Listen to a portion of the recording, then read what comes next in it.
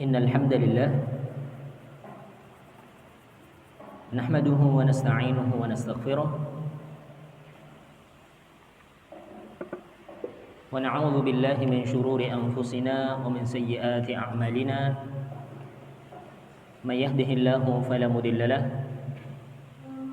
ومن يضلل فلا هادي له وأشهد أن لا إله إلا الله وحده لا شريك له وأشهد أن محمدا عبده ورسوله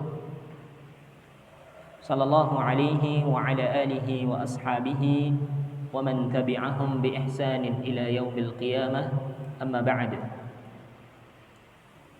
أيها الطلبة rahimani wa rahimakumullah.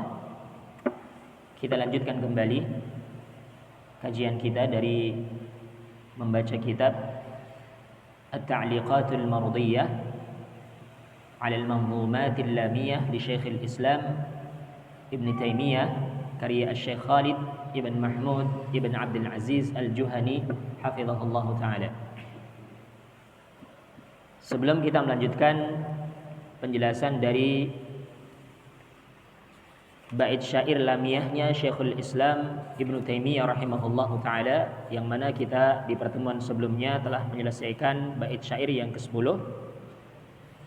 Sebelum kita lanjutkan di bait syair yang ke-11, terlebih dahulu kita akan mengulang dari awal matan lamiyah karya Syekhul Islam Ibn Taimiyah, supaya kita pun bisa hafal ketika kita sering mengulang-ulang. Karena ini terkait dengan permasalahan akidah yang harus kita yakini, yang tidak sepantasnya seorang mukmin itu tidak mengetahui akan permasalahan akidah. Karena akidah inilah yang menentukan lurusnya ataukah tidaknya imannya seseorang. Akidah ini pula yang menentukan diterima ataukah tidaknya amalan seseorang. Ketika seseorang akidahnya rusak, bagaimana mungkin amalannya itu akan diterima? Ketika seorang belum faham dengan permasalahan tauhid dan juga masalah syirik, maka bisa jadi dia melakukan perbuatan yang menjerumuskan dia ke dalam kesyirikan, sehingga dengannya seluruh amalannya pun batal. Ketika seseorang melakukan kesyirikan, seluruh amalannya itu akan gugur, tidak akan bernilai sama sekali di sisi Allah Subhanahu wa ta'ala, hanyalah akan seperti debu yang berhamburan. Di mana Allah Subhanahu wa ta'ala berfirman, wa qadimna ila ma 'amilu min 'amalin faj'alnahu haba'an manthura. Dan kami akan datangkan semua amalan yang dahulu pernah mereka amalkan di dunia. Faj'alnahu haba'an manthura, maka kemudian kami jadikan amalannya tersebut haba'an manthura, sebagaimana debu yang berhamburan, sedikit pun tidak akan memberatkan timbangan amalan di yaumul qiyamah kelak. Di ayat yang lain juga Allah Subhanahu wa taala berfirman, "Wa laqad uhiya ilaika wa ilal ladzina min qablika la in asyrakta la yahbatanna 'amaluk wa la takunanna minal khasirin." Dan sungguh kami telah wahyukan kepada engkau ya Muhammad dan juga kepada nabi-nabi yang sebelum engkau. Apa itu wahyunya? Lain asyrakta, jikalau seandainya engkau berbuat syirik, menyekutukan Allah Subhanahu wa taala, la yahbatanna 'amaluk, akan sirna, akan gugur, akan hancur amalanmu, wa la takunanna minal khasirin, dan engkau benar-benar akan menjadi orang yang merugi. Ini urgensi akidah untuk kita ketahui. Ketika seseorang tidak mengetahui akidah yang lurus, tidak mengetahui akidah yang benar, dia akan terjerumus dalam kesyirikan dalam keadaan dia tidak mengetahui. Padahal syirik tadi adalah dosa yang akan menggugurkan seluruh amalan-amalan yang ada. Maka ini sangat penting pembahasan akidah, yang tentunya kita sebagai seorang muslim harus betul-betul mendalami tentang permasalahan akidah. Kita akan baca dari awal perkataan Syekhul Islam Ibn Taimiyah di dalam Manzumah Lamiyahnya. Ya sa'ili an madhhabi wa aqidati, ruziqil huda man lil hidayati yas'alu. Wahai orang yang bertanya tentang madhabku dan akidahku, semoga setiap orang yang meminta hidayah, dia akan diberikan hidayah, dia akan diberikan petunjuk. Ini bait syair yang pertama. Kemudian yang kedua, beliau menyatakan isma' kalama muhaqqiqin fi qawlihi la yanthani anhu wa la yatabaddalu. Dengarlah kalam para muhaqqiq di dalam ucapannya, yang mana kalamnya mereka itu tidak akan berbilang dan tidak pula akan berubah. Mereka itu sepakat di atas satu akidah dan mereka pun tidak akan merubah akidah tersebut. Ini la yanthani anhu wa la yatabaddalu. Tidak akan berbilang akidahnya itu, tapi mereka di atas satu akidah, tidak di atas dua akidah, tapi di atas satu akidah, ya, tidak berbilang dan tidak pula akan berubah, tidak pula akan berganti. Di antara akidah yang harus kita yakini adalah hubbus sahabati kullihim li madhhabun wa mawaddatul qurba biha atawassalu. Kecintaan dengan para sahabat seluruhnya adalah madhabku. Demikian pula mawaddah, kasih sayang dengan karib kerabatnya Nabi, dengannya aku bertawassul. Kemudian di bait syair yang keempat, muallif Syekhul Islam Ibnu Taimiyah rahimahullahu taala mengingatkan kepada kita tentang fadailus sahabah, di mana beliau menyatakan walikullihim qadrun ala wa fadailu lakinnamas siddiqu minhum afdalu. Dan setiap mereka, yakni maksudnya adalah para sahabat, memiliki kadar, memiliki kedudukan yang tinggi dan juga memiliki fadail, keutamaan-keutamaan. Lakinnamas siddiqu minhum afdalu, akan tetapi di antara mereka yang paling afdal itu adalah Abu Bakar As-Siddiq radhiyallahu taala anhu. Selanjutnya di bait syair yang kelima, Syekhul Islam Ibnu Taimiyah rahimahullahu taala mulai berbicara tentang permasalahan Al-Qur'anul Karim, di mana beliau mengatakan wa aqulu fil Qur'ani ma ja'at bihi ayatuhu fahuwal karimul munzalu. Aku berkata tentang Al-Qur'an, aku berpendapat tentang Al-Qur'an sebagaimana apa yang ayat-ayatnya datang dengannya, karena dia, yakni Al-Qur'an, adalah Al-Qur'an yang mulia yang diturunkan. Maksudnya diturunkan kepada baginda Nabi kita Muhammad sallallahu alaihi wasallam. Kemudian di bait syair yang keenam, Syekhul Islam Ibnu Taimiyah rahimahullahu taala mengingatkan kepada kita tentang akidah berkaitan dengan asma dan sifat. Di mana beliau mengatakan wa aqulu qala Allahu jalla jalaluhu wal mustafa al-hadi wa la ata'awwalu. Dan aku berkata, maksudnya adalah aku berpendapat tentang firman Allah Jalla Jalaluh. Aku berpendapat dengan firman Allah Jalla Jalaluh dan juga dengan ucapannya, dengan sabdanya Al-Mustafa Al-Hadi, dengan ucapannya, dengan sabdanya Rasul yang terpilih, Rasul yang membawa petunjuk dari Allah Subhanahu wa taala, wala ata'awwalu, dan aku pun tidak akan melakukan takwil terhadap Al-Qur'an dan juga hadits-haditsnya Rasul sallallahu alaihi wasallam tanpa dalil yang menunjukkannya. Selanjutnya, Syekhul Islam Ibnu Taimiyah rahimahullahu taala di bait syair yang ke-7 dan ke-8, beliau mulai mengingatkan kepada kita tentang penetapan sifat-sifat Allah. Di mana beliau menyatakan wa jami'u ayatis sifati umirruha haqqan kama nuqilat tirazul awwalu. Dan seluruh ayat-ayat yang berbicara tentang sifat-sifat Allah umirruha haqqan, maka aku lewatkan sesuai dengan hakikatnya, kama nuqilat tirazul awwalu, sebagaimana dinukilkan dari generasi yang terdahulu, yakni maksudnya adalah para sahabat. Wa aruddu ihdataha ila nuqaliha wa asunuha an kulli ma yutakhayyalu, dan aku mengembalikan ikatannya itu kepada yang menukilkannya, jadi maksudnya adalah para sahabat tadi. Wa asunuha an kulli ma yutakhayyalu, dan aku menjaga hal itu dari setiap apa yang dihayalkan.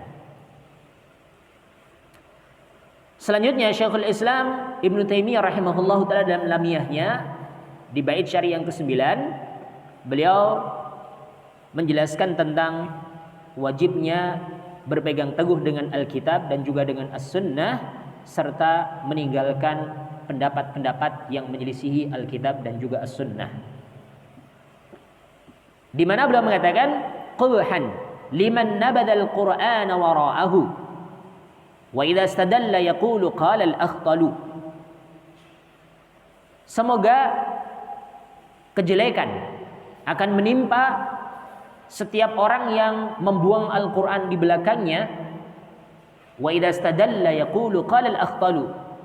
Semoga kejelekan menimpa mereka, orang-orang yang ketika berdalil dia bahkan mengatakan berkata al-akhtal, bukan mengatakan qala Allah wa qala Rasul. Tapi ketika beristidlal, mengambil dalil, dia mengatakan berpendapat al-akhtal, berpendapat fulan bin fulan dan seterusnya dari orang-orang yang tidak jelas bagaimana akidahnya, bagaimana agamanya. Kemudian di bait syair yang ke-10, Syekhul Islam Ibn Taimiyah rahimahullahu taala, beliau mengingatkan kepada kita tentang keimanan terhadap ru'yatullahi jalla jalaluhu fil akhirah wa sifatun nuzul. Tentang melihat Allah jalla jalaluhu di akhirat kelak dan juga sifat turunnya Allah ke langit dunia. Berkata musannif rahimahullahu taala, wal mu'minuna yarawna haqqan rabbahum wa ila as-sama'i bighairi kaifin yanzilu. Dan orang-orang yang beriman, mereka benar-benar akan melihat Rabb mereka. Maksudnya di akhirat kelak ya. Wa ila as-sama'i bighairi kaifin yanzilu. Dan juga seorang mukmin harus meyakini bahwasanya Allah Azza wa Jalla turun ke langit dunia. Tentunya dengan tanpa menanyakan bagaimana kaifiat turunnya Allah itu. Kewajiban kita hanyalah yakin, tidak boleh melakukan tahrif, mengalihkan kemana yang lain. Tidak boleh melakukan ta'til, menolak makna tersebut. Ya, tidak boleh pula melakukan takyif, menanyakan bagaimana turunnya Allah. Tidak boleh melakukan tamthil ataukah tashbih, mempermisalkan turunnya Allah dengan turunnya makhluk ataukah menyerupakan turunnya Allah dengan turunnya makhluk. Tidak boleh. Kewajiban kita adalah untuk yakin akan hal tersebut sebagaimana apa yang telah Allah dan Rasulnya habarkan tentang sifatnya Allah. Sekarang kita lanjutkan di bait syair yang ke-11. Silakan buka kitabnya halaman yang ke-23 ya. Pembahasan tentang al-imanu bil mizani wal haud. Ini pembahasan kita ya sekarang. Kemarin sudah kita bahas tentang al-imanu bi ru'yati was sifatin nuzul. Sekarang kita masuk di pembahasan al-imanu bil mizani wal haud. Keimanan terhadap mizan, yakni timbangan amal, dan juga al-haud, telaga miliknya Ar-Rasul sallallahu alaihi wasallam. Qala al-musannifu rahimahullahu ta'ala, wa uqirru bil mizani wal haud alladhi arju bi anni minhu rayyan anhalu. Aku menetapkan adanya mizan dan juga adanya telaga. Aku yakin dan aku menetapkan keyakinan ini bahwasanya di akhirat kelak benar-benar mizan, timbangan amalan itu ada. Demikian pula al-haud, telaga miliknya Ar-Rasul sallallahu alaihi wasallam juga ada. Alladzi arju bi anni minhu rayyan anhalu, yang mana aku berharap bahwasanya aku termasuk di antara orang yang pertama kali meminum dengan puas. Kita baca keterangan dari Syekh Khalid ibn Mahmud ibn Abdul Aziz Al-Juhani hafizahullah ta'ala di dalam syarahnya. Qauluhu, ucapan muallif di dalam bait syairnya, wa uqirru ay a'tarafu wa ad'anu wa athbatu. Yani aku mengakui, aku tunduk dan aku menetapkan. Wa aslul iqrar fil lughati al-itsbat. Dan asal makna dari al-iqrar di dalam bahasa Arab itu adalah al-itsbat, yakni menetapkan. Sehingga dikatakan wa uqirru bil mizani wal haudi. Aku menetapkan keyakinan tentang adanya mizan dan adanya haud. Maksudnya seperti itu ya. Kemudian qauluhu bil mizan ay athbattuhu thubutan la jidala fihi wa a'tarifu bih. Jadi aku menetapkan dengan penetapan yang tidak ada padanya jidal, dan juga aku mengakui dengan adanya mizan, timbangan amalan di akhirat kelak. Ini pembahasan yang pertama tentang mizan ya. Yani timbangan amal yang harus kita yakini. Beriman dengan adanya mizan termasuk dari keimanan terhadap yaumul akhir, rukun iman yang kelima. Karena beriman dengan yaumul akhir itu bukan cuma sekedar beriman dengan adanya yaumul qiyamah saja, tapi apa yang terjadi setelah kematian, maka itulah yaumul akhir. Mulai dari adanya fitnatul qabri, ujian kubur, ditanyakan 3 perkara, man rabbuk wa man nabiyyuk wa madinuk. Kemudian ada nikmatul qabri, nikmat kubur, ada pula azabul qabri. Nanti ada yaumul ba'ats, ada hari kebangkitan manusia dari kubur-kubur mereka. Kemudian nanti ada mahsyar, yaumul mahsyar, dikumpulkannya manusia di mahsyar. Ada pula yaumul hisab, ada pula mizan, ada pula sirat, ada pula jannah wan nar. Ini semuanya masuk dalam pembahasan al-imanu bil yaumil akhir, rukun iman yang kelima. Wa minal adillati ala itsbatil mizan qaulihi ta'ala, dan di antara dalil-dalil yang menunjukkan penetapan adanya mizan adalah firman Allah Subhanahu wa taala di surat Al-Anbiya ayat yang ke-47. Di mana Allah Subhanahu wa taala berfirman, "Wa nadha'ul mawazinal qista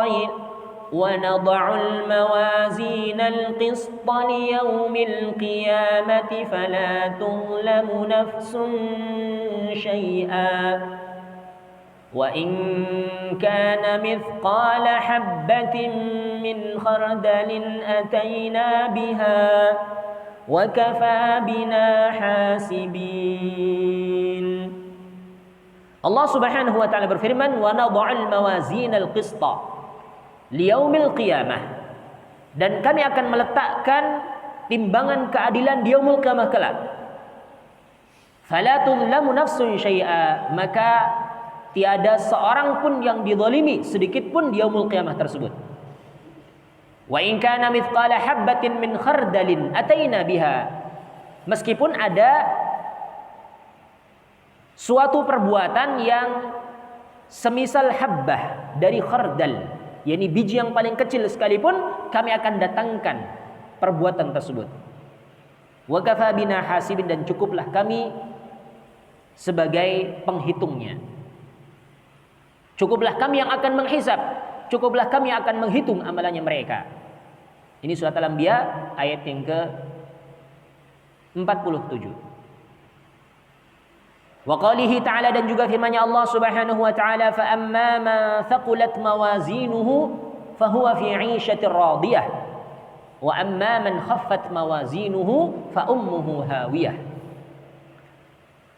Dan adapun barang siapa yang berat timbangan amalannya, fahuwa fi 'ishatir radiyah, maka dia akan berada di dalam kehidupan yang diridhai. Wa amma man khaffat mawazinuhu, dan adapun orang yang ringan timbangan amalannya, fa ummuhu hawiyah, maka tempat kembalinya itu adalah neraka hawiyah. Wa ma adraka ma hiya, tahukah kamu apa itu hawiyah? Narun hamiyah, yakni api neraka yang sangat panas. Al-Qari'ah ayat yang ke-6 sampai akhir surat. Ini dalil dari Al-Quran yang menunjukkan tentang mizan ya. Masih banyak lagi dalil yang lain dari Al-Quran yang mana hal itu sudah kita maklumi bersama tentang adanya mizan. Kemudian dalil dari Al-Hadis yang menunjukkan bahwasannya mizan itu benar-benar ada adalah hadis yang pertama dari hadis Abu Hurairah radhiyallahu anhu, riwayat Imam Al-Bukhari dan juga Muslim dalam sahih keduanya. Bukhari dalam sahihnya hadis nomor 6406, Muslim dalam sahihnya hadis nomor 2694, di mana Rasul bersabda, kalimatani khafifatani 'alal lisan Thaqilatani fil mizan, habibatani ilar rahman. Subhanallahil azim, subhanallah wa bihamdih. Ada dua kalimat yang ringan di lisan, ringan untuk diucapkan di lisan. Tapi dua kalimat tersebut akan sangat berat di timbangan amalan kelak. Habibatani ilar rahman, dan dua kalimat tersebut sangat dicintai oleh Ar-Rahman. Apa itu? Subhanallahil azim, subhanallah wa bihamdih.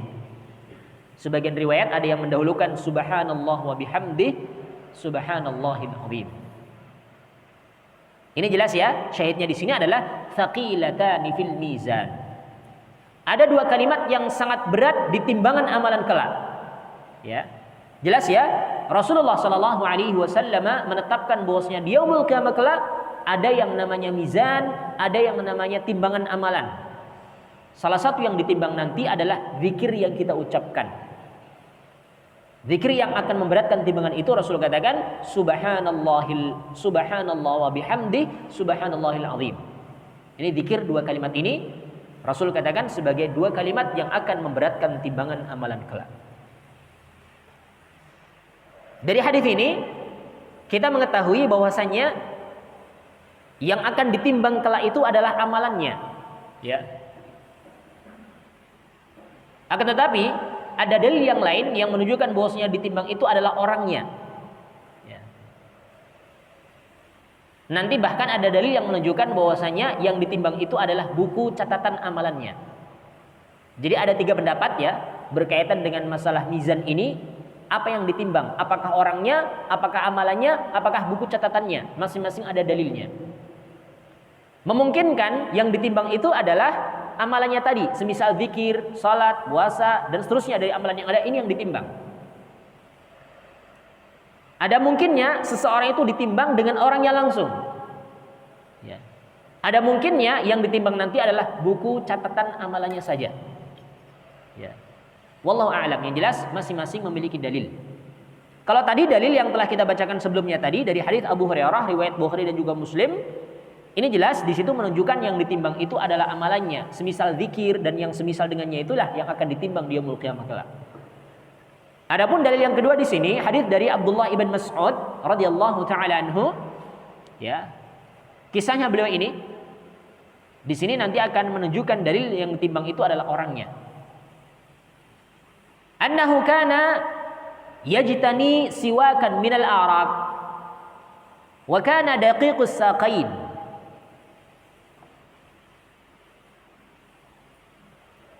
Dari Abdullah bin Mas'ud radhiyallahu anhu dahulu beliau pernah memetik siwak, memetik kayu yang dibuat untuk sikat gigi yang diambilkan dari kayu Irak. Ya. Siwak itu diambil dari kayu Irak ya. Beliau pernah memetik ini. Wa kana daqiqus saqain, dan beliau ini Abdullah bin Mas'ud ini beliau memiliki kekurangan fisik. yakni dua betisnya itu sangat tipis. Maksudnya apa? Kecil, kurus.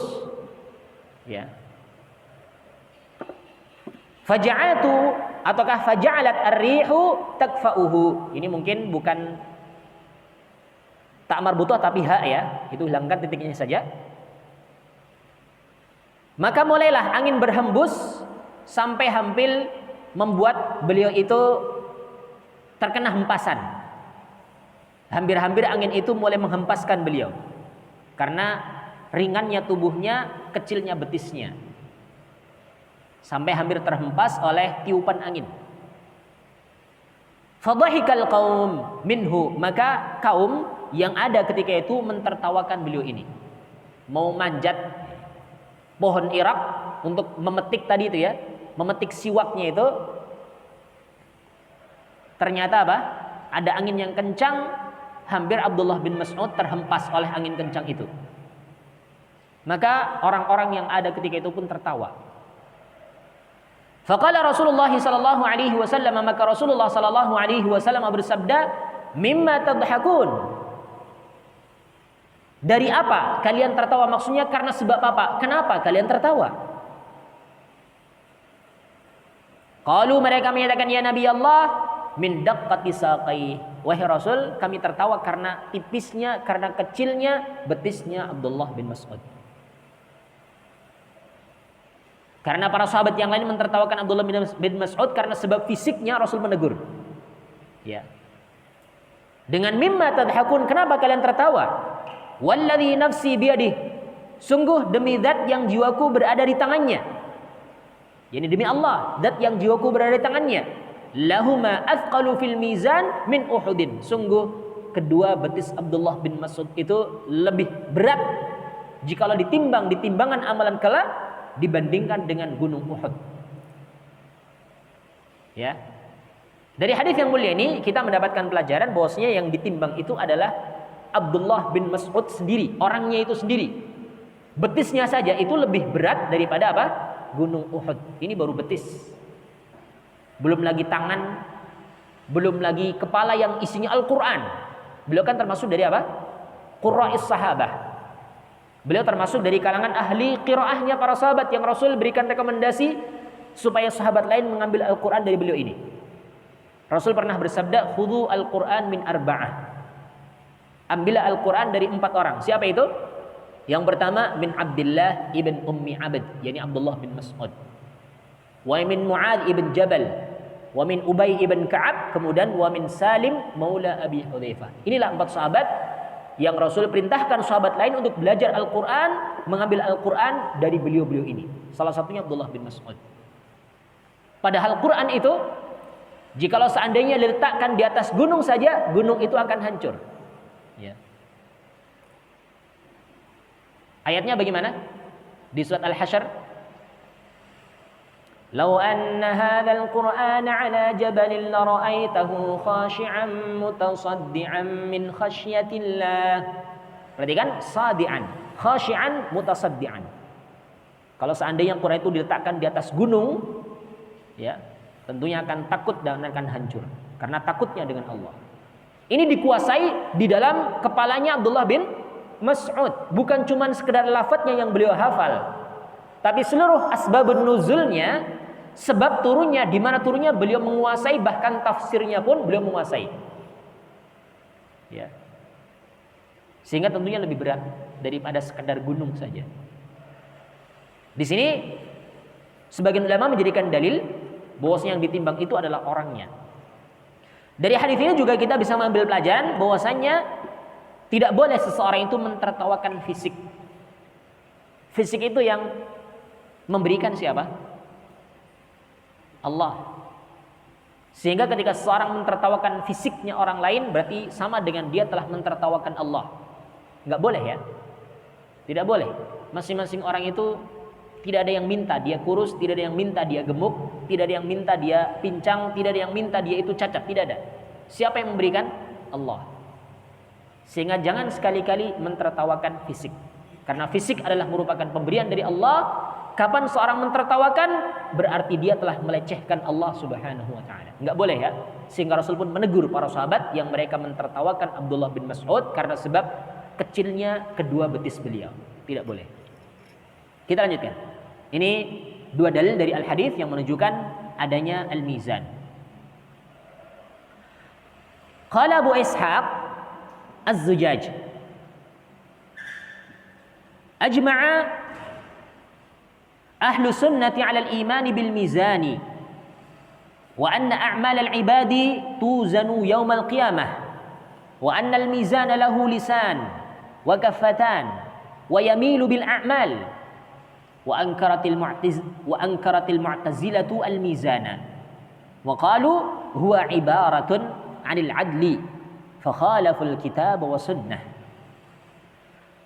Abu Ishaq Az-Zujaj rahimahullahu ta'ala beliau mengatakan ahlu sunnah telah sepakat tentang keimanan dengan adanya mizan dan bahwasannya amalan para hamba itu akan ditimbang di yaumul qiyamah kelak.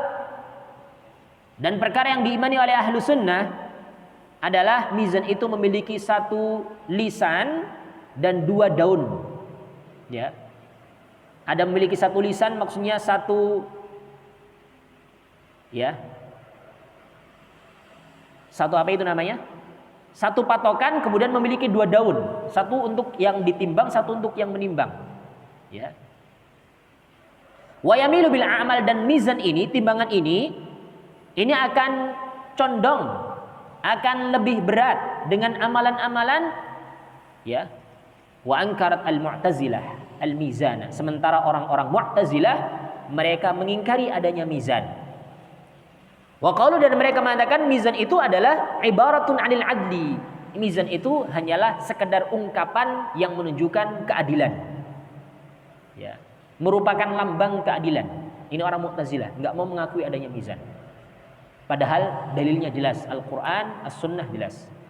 Sehingga mereka pun menyelisih Alkitab dan juga Sunnah Rasulullah sallallahu alaihi wasallam. Ini diambil dari Fathul Bari jilid yang ke-13 halaman yang ke-538. Ini satu ya, pembahasan satu tentang mizan. Lanjutkan tidak ini? Masih ada satu pembahasan lagi tentang al-haud. Gimana? Lanjut. Lanjut atau enggak? Kok kelihatannya kayak enggak semangat? Ya sudahlah kalau enggak semangat. Besok lagi saja insyaallah satu pembahasan lagi. Jadi ini bait syair yang ke-11 belum selesai ya. Baru satu pembahasan mizan, nanti al-haudnya belum kita bahas. Ya. Nanti insyaallah di pertemuan yang akan datang kita akan membahas tentang masalah al-haud. Dalil-dalil yang menunjukkan tentang adanya al-haud dan hal-hal yang berkaitan dengan al-haud insyaallah akan kita lanjutkan di pertemuan yang akan datang. Wallahu taala a'la wa a'lam. Subhanakallahumma wa bihamdika asyhadu an la ilaha illa anta astaghfiruka wa atubu ilaik wa akhiru da'wana anil hamdulillahi rabbil alamin. Wassalamu alaikum warahmatullahi wabarakatuh.